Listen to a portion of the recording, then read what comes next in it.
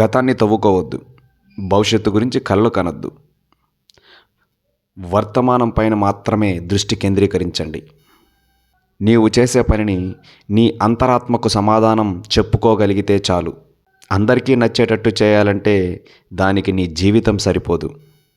కోపం వచ్చినప్పుడు మనసుతో పోరాడు, మనిషితో కాదు. సమస్య వచ్చినప్పుడు కాలంతో పోరాడు, కన్నీటితో కాదు.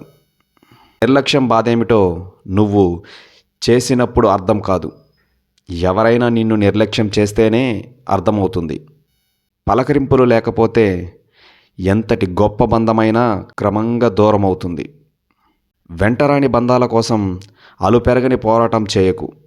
మన పుట్టుకకి కారణం తెలుసుకునే ప్రయత్నం చేయి. అప్పుడే బ్రతుకుకి అర్థం.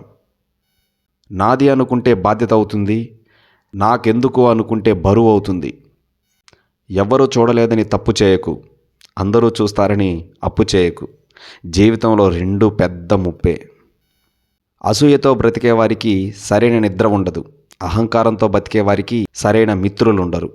అనుమానంతో బతికేవారికి సరైన జీవితమే ఉండదు. కష్టం ఎవరు కొనేది కాదు, ఆనందం ఎవరు అమ్మేది కాదు. జీవితం ఇచ్చే అనుభవాలే కష్టసుఖాలు, అంతే. క్షణికమైన కోపం ఎందరినో శత్రువును చేస్తుంది. అందుకే విలువైన మీ జీవితంలో ఒక చిరునవ్వు ఎందరినో మిత్రులను చేస్తుంది. వచ్చి ప్రతి రోజును నవ్వుతో ప్రారంభించు. నీలోని లోపాన్ని ప్రపంచానికి చూపకండి. ఎందుకంటే దానితో ఆడుకోవడానికి ఈ ప్రపంచం కాచు కూర్చుని ఉంటుంది.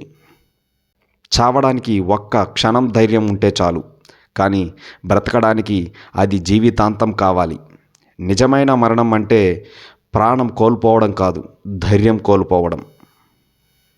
పొగడతల కోసం పనిచేయడం, విమర్శలకు భయపడి పారిపోవడం రెండు మానసిక వ్యాధులే. ఇతరులను బాధ పెట్టేవారు ఖచ్చితంగా బాధపడతారు.